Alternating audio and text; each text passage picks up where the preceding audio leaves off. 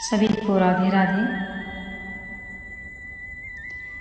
श्रीमद् भागवत गीता के अनुसार भगवान श्री कृष्ण कहते हैं कि हर जीव में ब्रह्म है, यानी पूरा संसार ब्रह्म व्याप्त है। हम भी ब्रह्म व्याप्त हैं, हम में भी ईश्वर का निवास है। हमारे हृदय में नारायण का निवास है, शिव का निवास है।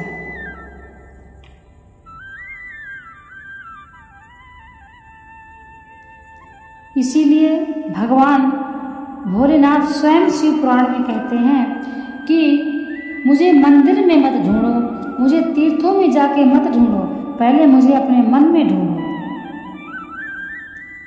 कहीं जाने की आवश्यकता नहीं है। भगवान तो मन में ही, हृदय में भगवान को अपने हृदय में धारण करो। भगवान के जो नाम है उसको अपने सांसों में धारण करो। सांस जब हम लेते हैं तो आप इस चीज का मनन करो, राम राम। जब अंदर सांस जाती है राम, बाहर सांस छोड़ते हैं राम। आपको मुंह से नहीं बोलना है, आपको सिर्फ मन में सोचना है। धीरे धीरे धीरे धीरे आपकी यह आपका अभ्यास बन जाएगा कि आप कुछ भी करते रहें, परंतु आपके सांसों द्वारा नाम जप चलता रहेगा। परंतु पहले अपने मन में बैठाना है, फिर अपने सांसों में मिलाना है। इस प्रकार से जो भी श्रीमद् भागवत गीता पढ़ते हैं वह इस बात को अच्छे से समझ सकते हैं। इसीलिए श्रीमद् भागवत गीता पढ़ना बहुत ही अनिवार्य है। सभी को श्रीमद् भागवत गीता पढ़ना चाहिए।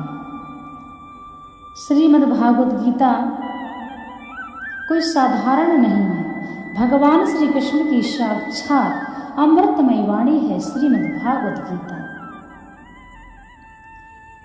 भगवान श्री कृष्ण अर्जुन से कहते हैं, हे पार्थ, मुझ में मनवाला हो और मुझ में पूर्ण भरोसा रख। ये सिर्फ अर्जुन के लिए समझा रहे हैं। ठीक है, अर्जुन को भगवान जब समझा रहे थे और अब गीता हमको अब समझा रही है, इसलिए आपको समझना है। अब अर्जुन को नहीं समझना है। अर्जुन ने समझा, गीता बनी। अब गीता किसके लिए बनी? हमारे लिए बनी, मनुष्य को समझने के लिए बनी।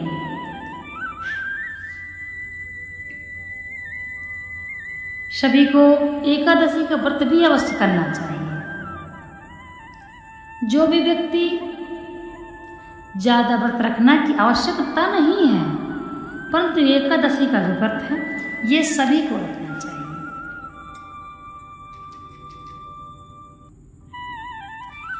सबसे पहले भगवान श्री कृष्ण कहते हैं,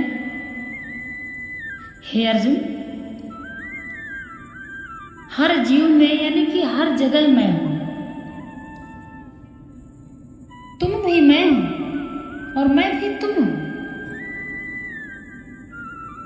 इसलिए भगवान श्री कृष्ण कहते हैं गीता में, हे पार्थ, जो व्यक्ति सच्ची भावना से मेरी पूजा करता है मैं उसे स्वीकार करता हूं।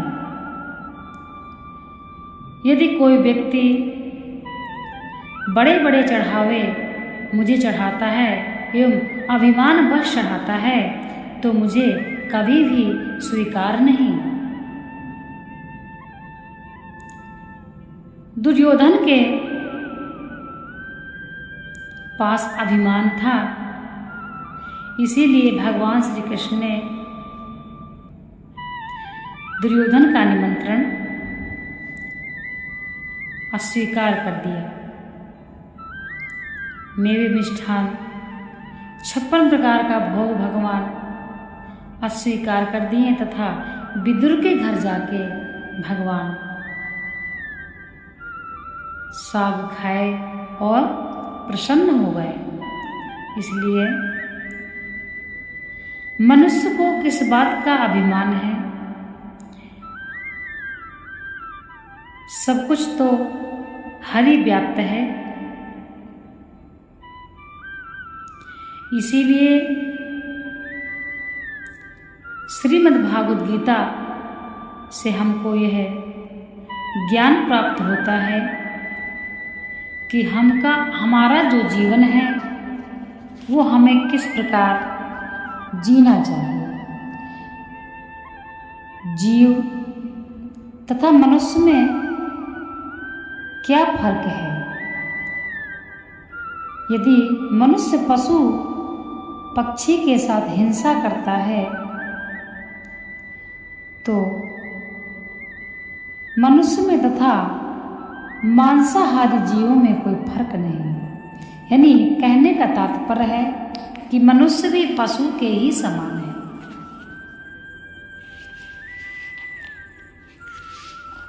सभी के लिए अलग अलग व्यवस्थाएं प्रकृति में ही है। मनुष्य और जो शाकाहारी जीव हैं उनमें एक समानता आपको देखने को मिलती है। जो जितने भी शाकाहारी हैं वह जल कैसे पीते हैं, और तथा जो मांसाहारी जीव हैं जैसे कुत्ता, बिल्ली, शेर, चीता, जितने भी मांसाहारी जीव हैं वो पानी जबान से चाट चाट करके पीते हैं। यानी जो पानी पीते हैं वो जबान से पीते हैं, और जो शाकाहारी जीव हैं वह होठों से पानी पीते हैं।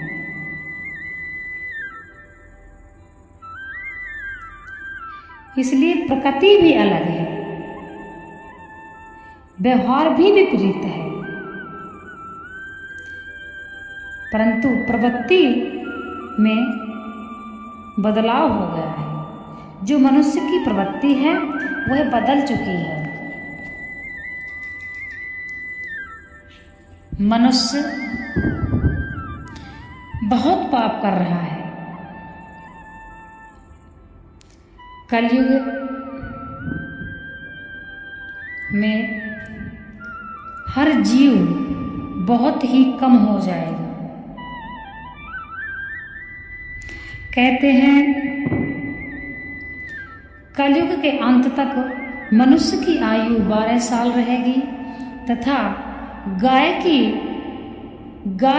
बकरी के समान हो जाएगी, अर्थात गाय बकरी के बराबर हो जाएगी, तथा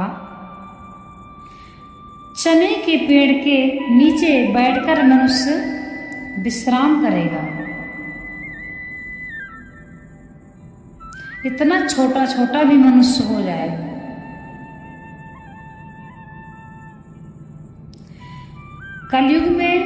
कलयुग के अंत तक मंदिर और पूजा पाठ कोई जानेगा नहीं। यदि कोई धर्म की चर्चा भी करेगा तो उसको मार दिया जाएगा। मान सम्मान की भावनाएं खत्म हो जाएंगी। पिता और पुत्री की कोई भी प्रतिष्ठा नहीं रहेगी। यानी कहने का मतलब है अभी जो समय चल रहा है हद तक बहुत अच्छा चल रहा है। अभी रिश्तों की अहमियत है, परंतु जब कलयुग के अंतिम चरण तक यह कुछ भी नहीं रह जाएगा। इसलिए अभी हम इस समय हम जी रहे हैं और कलयुग के हम अभी प्रथम चरण में हैं। इसलिए हम इतनी सुविधाएं हैं हमारे लिए। हम मंदिर जा सकते हैं, इतनी व्यवस्थाएं हैं। हम भागवत चाहे तो हम घर में बैठ के ही सुन सकते हैं, चाहे आप लेटे रहिए, लेटे लेटे ही भागवत सुन सकते हैं, टीवी द्वारा, मोबाइल द्वारा। इतनी व्यवस्थाएं हो गई हैं, लेकिन यही व्यवस्थाएं आगे जाकर घातक बन जाएंगी। वो कैसे? अभी भी ज़्यादातर धार्मिक बातें कोई नहीं सुनता है। भागवत, शिव पुराण, महापुराण, देवी पुराण, गरुड़ पुराण, नाथ पुराण, ये कोई पसंद नहीं करता है। बहुत ही कम है जो पसंद करता। ऐसा नहीं है कि कोई पसंद नहीं करता है, लेकिन बहुत ही कम लोग ये सब सुनना चाहते हैं। और कुछ ऐसे हैं जो सुन लेते हैं, मन नहीं लगता है। और कुछ ऐसे हैं जो धार्मिक ही सुनते हैं, लेकिन आगे चल के धर्म का पतन हो जाएगा। मनुष्य धर्म और अधर्म में कोई अंतर नहीं समझेगा। ज़्यादातर मनुष्य ही क्रूर हो जाएगा, अधर्मी हो जाएगा, विधर्मी हो जाएगा।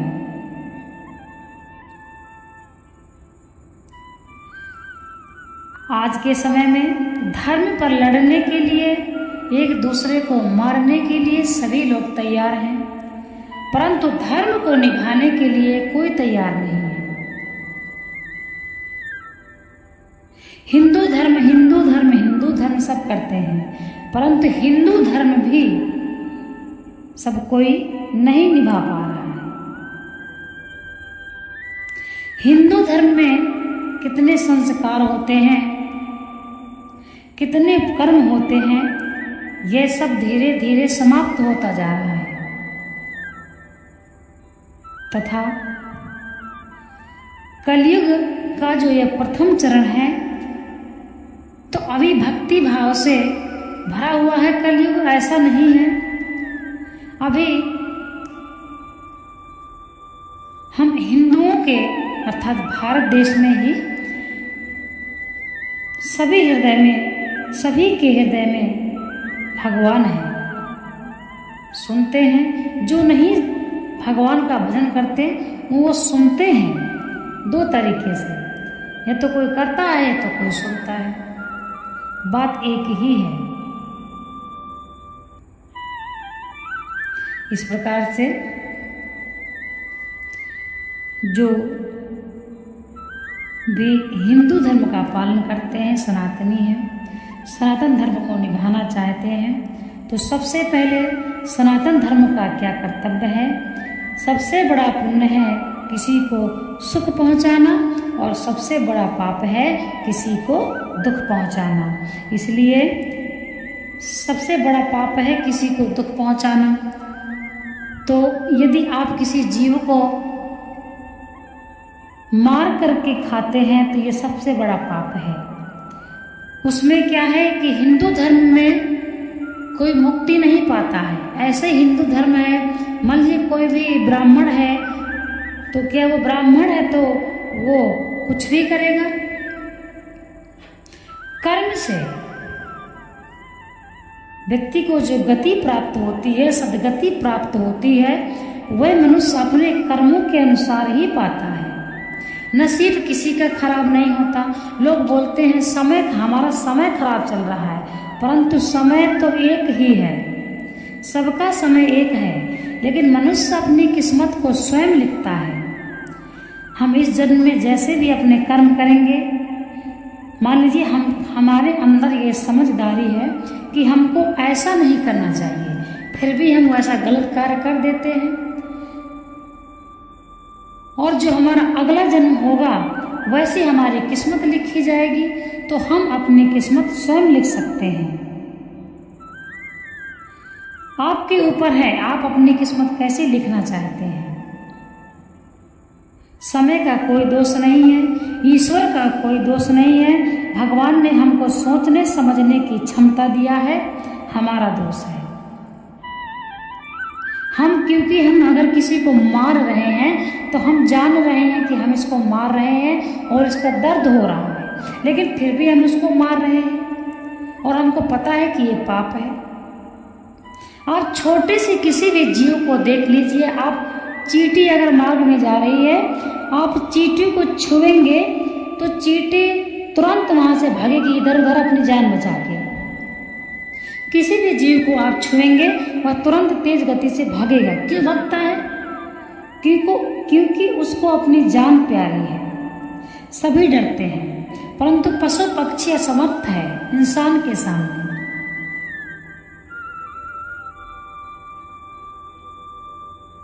हम भी ऐसे हैं, यदि हमारे सामने कोई भी खतरनाक जीव या कोई भी ऐसा डर आता है तो हम भी भगते हैं। ऐसे हर जीव अपनी जान बचा के भगता है। परंतु अब तो बहुत साधन हो गए हैं, तरह में तरह की मशीन आ गई हैं। पशुओं को भी आलू बैंगन टमाटर की तरह काटा जा रहा है। इसलिए जो कर रहा है हमें उस पर ध्यान नहीं देना है। यदि हम कर रहे हैं तो हमको अपने पर अवश्य ध्यान देना है। यही है सनातन धर्म। आप पूजा नहीं कर पा रहे हैं, कोई बात नहीं है। आप दान धर्म नहीं कर पा रहे हैं, तब भी कोई बात नहीं है। लेकिन आप अपने कर्मों को अच्छा रखेंगे तो भगवान की कृपा आप पर हमेशा बनी रहेगी, क्योंकि कर्म ही पूजा है।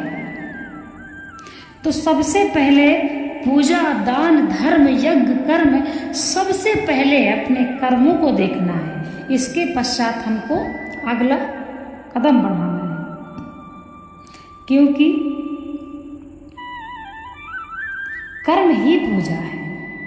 यदि आप अच्छे कर्म करते हैं तो पूजा नहीं करेंगे तो कोई दिक्कत नहीं है, परंतु अपने कर्मों को ध्यान दीजिए। हम कर्म कैसे कर रहे हैं? समय गया पछतावा करने से कोई फायदा नहीं है। यदि कोई मनुष्य अपनी जिंदगी में 50 साल पाप कर्म करता है और 50 साल पुण्य कर्म करता है, फिर वह मृत्यु को प्राप्त होता है, तब उसको 50 साल का भुगतान पहले करना पड़ेगा। यानी 50 साल उसे नरक भोगना ही भोगना है। एक सेठ थे, बहुत धनी थे। वो दान धर्म नहीं करते थे, परंतु वो पाप भी करते थे और अच्छा भी करते थे। कुछ दिन के बाद उनकी ऐसी बुद्धि बदली कि उन्होंने पाप कर्म छोड़ के सिर्फ पुण्य कर्म करना शुरू कर दिया। अब उनकी मृत्यु हुई तो उनको नरक की यातनाओं में डाला गया। तब सेठ बोले भगवान से, यमराज से, ऐसे मैं तो पुण्य कर्म करा हूँ और मुझे नरक की यातनाओं में क्यों डाला गया? तब भगवान बोले, अरे मूर्ख, जो तुमने 50 साल बुरे कर्म करे हैं पहले उनका हिसाब लेंगे। इसलिए जो बुरे, ये नहीं है कि हम थोड़े दिन पूजा कर लिए, थोड़े दिन हमने पुण्य कार्य कर लिया तो हमारा जिंदगी, हमारा कर्म सुधर जाएगा। नहीं, हमको एक एक तिल का हिसाब चुकाना है। यदि हमको सजा मिल रही है तो इस पर संशय ना करें, हमसे गुनाह अवश्य हुआ होगा। मान लीजिए आज हम जिस अवस्था में चल रहे हैं, हम परेशान चल रहे हैं, हमें धन का कष्ट है, हमें तन का कष्ट है, कोई बीमारी लगी हुई है, कोई न कोई घर में कलेश बना है और हम भगवान को दोष देते हैं कि शायद भगवान हमारे साथ गलत कर रहा है और हम तो अच्छा करते हैं, तो ये बहुत गलत है। आप यह भी एक गलती करते हैं, क्योंकि यह तो ऊपर वाले का निर्णय है। अगर हमको सजा मिली है तो हमसे गुनाह अवश्य हुआ है, क्योंकि उसकी अदालत में बेगुनाह को सजा नहीं दी जाती। इसलिए अगर इस समय आपको कोई कष्ट है तो उसको स्वीकार कीजिए खुशी खुशी कि हे ईश्वर, मुझसे जो गुनाह हुआ हो मैं झेल रहा हूँ, प्रभु इतनी कृपा, इतनी मुझे शक्ति देना कि यह मैं अपना पाप कर्म उतार सकूँ। इसलिए श्रीमद् भागवत गीता से हमको यह ज्ञान प्राप्त होता है। यदि आप श्रीमद् भागवत गीता पढ़ते हैं तो कोई ग्रंथ नहीं पढ़ेंगे तब भी आप अपना मोक्ष जरूर प्राप्त कर सकते हैं। भगवान श्री कृष्ण ने अर्जुन को उपदेश दिए थे, दे नहीं रहे हैं। भगवान श्री कृष्ण ने अर्जुन को उपदेश दिए थे, लेकिन गीता किस लिए बनी है? हमको समझाने के लिए। इसलिए हमको समझाने के लिए गीता है। श्रीमद् भागवत गीता पढ़िए, अपने बच्चों को भी समझाइए। जब भी आप पढ़ा करें तो अपने बच्चों को बैठा लिया करें, ताकि आगे का जो हमारा पीढ़ी है, वंश है, वह भी अपने धर्म को निभा सके, अपने कर्म को जान सके और अपने धर्म का पालन कर सके।